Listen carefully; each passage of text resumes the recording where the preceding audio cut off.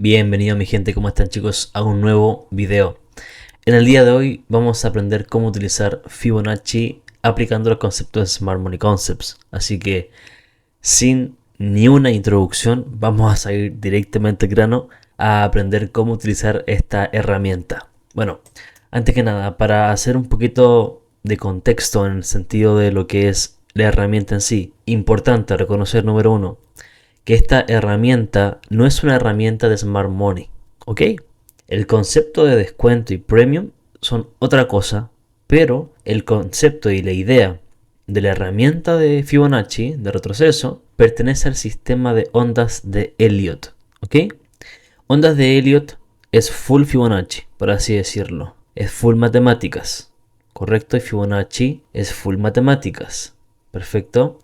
Entonces, para poder entender cómo hacer que funcione esta herramienta usando Smart Money Concepts, ¿cierto? Hay que entender antes que nada de dónde viene originalmente este concepto o esta herramienta en sí, ¿cierto? Eso es lo primero. Ahora bien, ¿qué nos importa a nosotros de la herramienta? Dos cosas. El nivel 50%, que es donde comienza el nivel de descuento, o el nivel premium en el caso de las ventas, ¿ok? Y el nivel 78%, que vendría siendo un nivel de mayor descuento, ¿ok? Sabemos que una oferta es mucho más atractiva cuando mayor descuento tiene esta, ¿cierto? Y básicamente es eso. Cuando uno ve un producto con un gran descuento, ¿cierto? Es mucho más atractivo comprarlo, ¿verdad? Ahora, ¿descuento en relación de qué? ¿En relación de qué precio?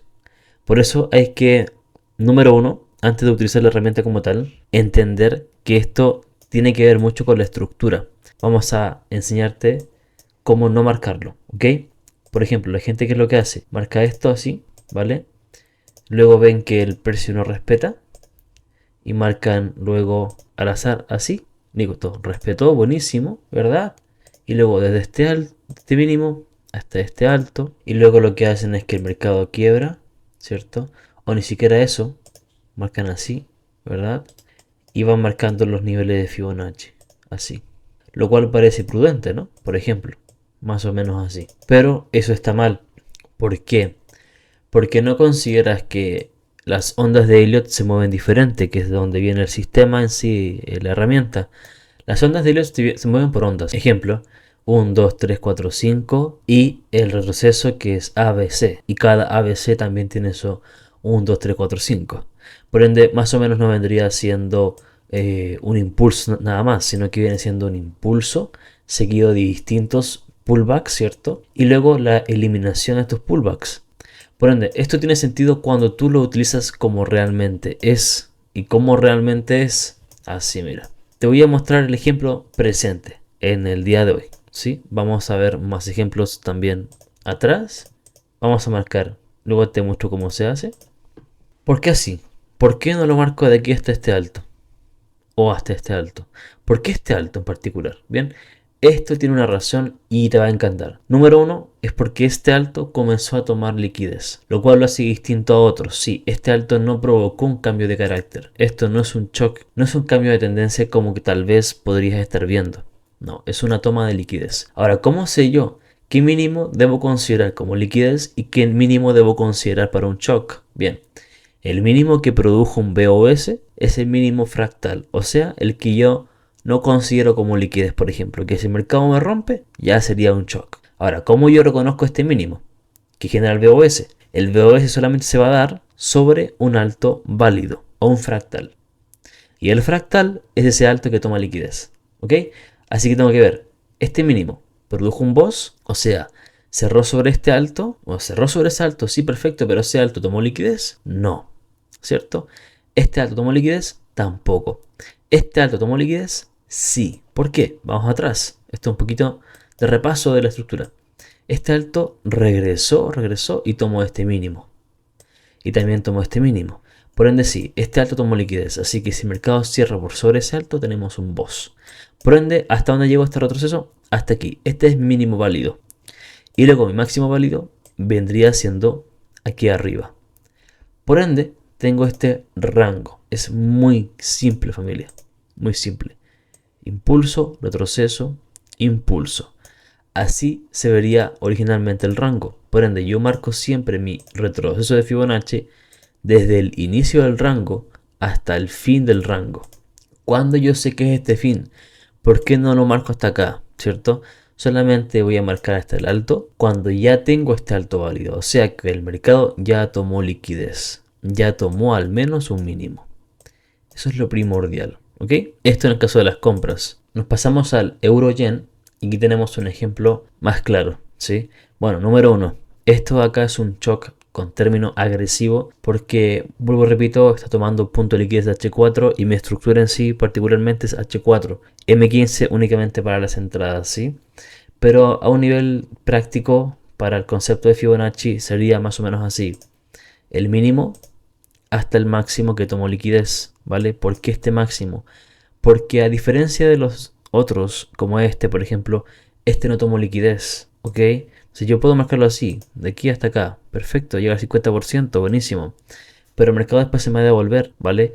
Por ende, lo que tengo que hacer siempre es definir la estructura.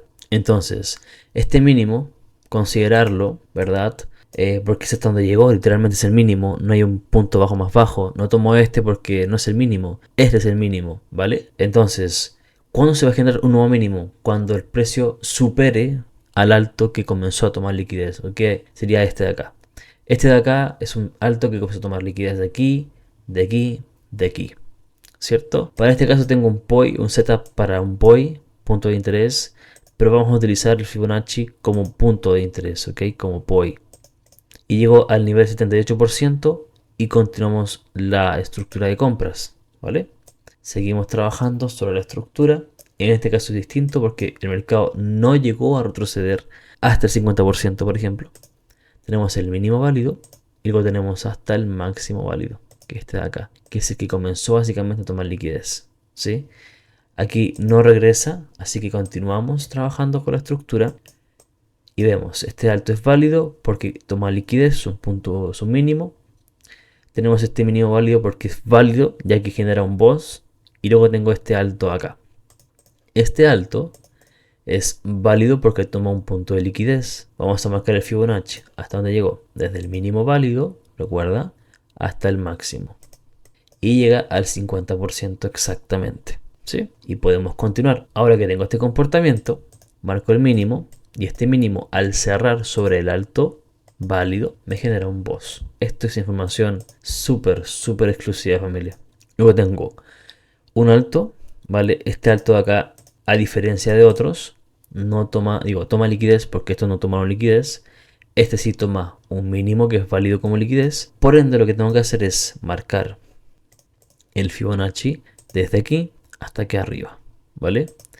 El retroceso llegó tan a fondo que era difícil tomar un trade así. Cuando esto ocurre, tiene solución. Tu gestión nunca debe ser colocar el stop loss justo al ras del mínimo. Jamás. Debes siempre dejar un margen de pips debajo de tu stop loss o sobre en el caso de las ventas. ¿Listo? Seguimos. Tenemos ahora un nuevo mínimo válido. Tenemos el alto válido que está un poquito más arriba. Este de aquí hasta acá, ¿cierto? Vemos que no llega al 50%, llega como al 30% más o menos. Y luego tenemos el alto válido que toma liquidez, ¿cierto? Tenemos el mínimo válido porque cierra sobre el alto válido. Y luego tenemos el alto válido nuevo porque toma liquidez. Así que marcamos el Fibonacci desde el inicio del impulso hasta el fin. Aquí no tenemos punto de entrada, por ejemplo, ¿sí? Pero tenemos un mínimo válido porque tenemos un boss. O sea, marcamos nuevamente desde el mínimo válido hasta el punto alto que haya tomado liquidez. O sea, este de aquí. Y vemos la entrada en el 50% nuevamente. Luego tenemos otra vez otro alto válido porque toma liquidez, toma mínimos. Y tenemos otro mínimo válido porque genera un boss ya que cierra por sobre el alto válido. ¿Ok? Marcamos nuevamente el Fibonacci hasta aquí. 50% nuevamente, llega perfecto el 50%, correcto. Y luego vemos un comportamiento ya un poquito distinto que tiene que ver con una manipulación. Esto fue el día domingo, que es básicamente esto: una toma de liquidez aquí, ¿cierto?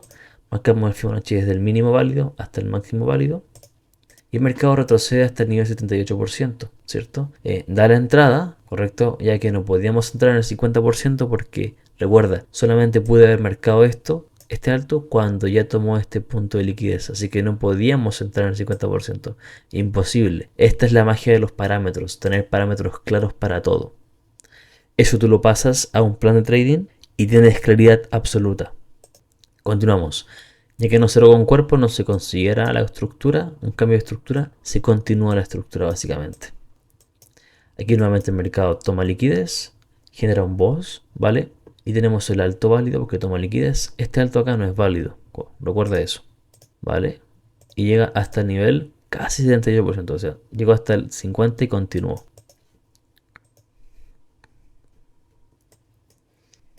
Ok, y acá tenemos el impulso, ¿cierto? Vemos claramente que no retrocedió al 50%. Y luego tenemos otro siguiente impulso. Aquí, pum, ¿verdad?